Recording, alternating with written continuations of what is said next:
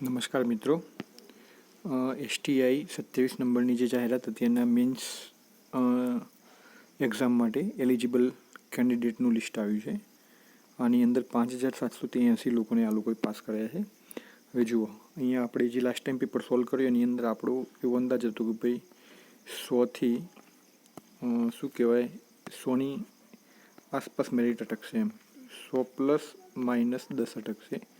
તો સિમ્પલ વસ્તુ છે. અહીંયા જુઓ, એ લોકોએ શું કર્યું છે, અહીંયા જુઓ 6 ક્વેશ્ચન એમને કર્યા છે કેન્સલ. ઓકે, તમે ફાઇનલ આન્સર કી જોઈ હશે, એની અંદર એમને 6 ક્વેશ્ચન કેન્સલ કર્યા છે. એટલા માટે 194 ક્વેશ્ચન વેલિડ ગણ્યા છે એમને. અને એટલા માટે જુઓ, તમે આ મેરિટને શાંતિથી જુઓ તો અહીંયા કહેવાય ને, જનરલ કેન્ડિડેટ હોય કે SCBC કેન્ડિડેટ છે, EWS કેટેગરીના હોય, SC કેટેગરીના છે, કે પછી ઓપન કેટેગરી જનરલ કેટેગરીના કેન્ડિડેટ છે, મેલ કેન્ડિડેટ, એમનું મેરિટ છે 91.37. એટલે આપણું જે એસ્ટિમેટ હતું કે ભાઈ 100ની આસપાસ 100% અટકશે. જો એમને 6 ક્વેશ્ચન કેન્સલ ના કર્યા હોત તો સિમ્પલી છે કે ભાઈ 97 to 100ની આસપાસ મેરિટ અટકવાનું હતું. પણ GPSCની આપણને ખબર છે, આપણે આટલા સમયથી GPSC આપીએ છીએ તો કે જનરલી એમનું કેન્સલ કરવાનું પ્રોબેબિલિટી વધારે રહે છે. કેમ કે ભાઈ તમે કેન્સલ કરો એટલે તમે હાઈકોર્ટમાં ના જાઓ, તમે કોઈ એવી ક્વેરી ના ઉઠાવી શકો જેથી ભરતી જે પ્રક્રિયા છે શાંતિથી પૂરી કરી શકાય. સેમ ટુ સેમ જોઈએ તો ફિમેલ કેન્ડિડેટની અંદર 84.45 છે. અહીંયા પણ તમે જોઈ શકો છો, અહીંયા પણ તમે જોઈ શકો છો, અહીંયા પણ તમે જોઈ શકો છો. SC ફિમેલ સુધી, ST કેટેગરીના ફિમેલનું મેરિટ થોડું ઓછું રહે છે. તો આપણે જોઈ શકીએ છીએ કે આપણે ધાર્યું તો તમે મારો વિડીયો પણ જોઈ શકો છો, અહીંયા અપલોડ કરેલો છે આ ચેનલ ઉપર. સૌથી એક્સાઇટેડ વાત એ છે એક્સ સર્વિસમેન. તમે અહીંયા જો એક્સ સર્વિસમેનનું મેરિટ તમે જુઓ, ખાલી 30 માર્ક્સ છે. જે લોકો એક સર્વિસમેન છે એમના માટે એકદમ ગોલ્ડન ઓપોર્ચ્યુનિટી છે GPSCની અંદર, કે લોકો આસાનીથી GPSC ક્રેક કરી શકે છે. જે લોકો શું કહેવાય ગ્રેજ્યુએશન કરીને અત્યારે બહાર નીકળે છે, એ લોકોને બિચારા 91 માર્ક્સ લાવતા ફાફા પડી જાય છે.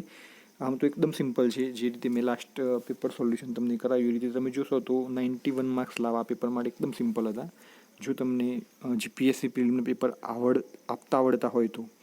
હવે GPSC પ્રિલિમની અંદર તમે મારા લાસ્ટ મેં જે 2 પાર્ટની અંદર વિડીયો બનાવ્યું છે એની અંદર તમે જોઈ શકો છો કે કઈ રીતે ક્વેશ્ચનને એપ્રોચ કરવાનું છે. તમારો એપ્રોચ સૌથી વધારે ઇમ્પોર્ટન્ટ છે ક્વેશ્ચન સોલ્વ કરવા માટે. ઓકે, તો એ હવે અત્યારે આપણે એપ્રોચ બાબતે વાત નહીં કરીશું, એ તમે મારા લાસ્ટ વિડીયોની અંદર જોઈ શકો છો.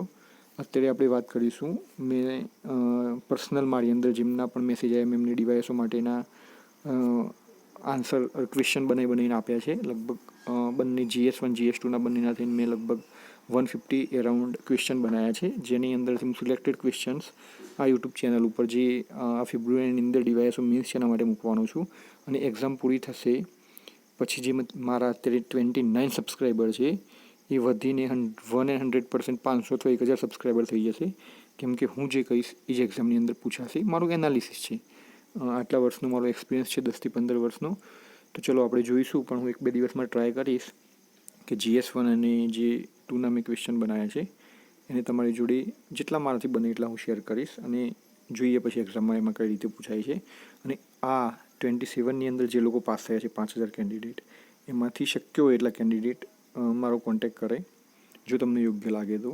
તમારા GSની અંદર માર્ક્સ ઇમ્પ્રૂવ કરવામાં હું તમને ગેરંટેડ કહું છું. તમને લોકોને પણ કદાચ અનુભવ હશે કે તમે જો કોઈ એકેડેમીમાં જોડાયા છો અથવા તમે કોઈ પેપર આપી રહ્યા છો, તમને ખબર છે કેટલી ક્વોલિટી હજુ સુધી એકેડેમીવાળાએ ડેવલપ નથી કરી.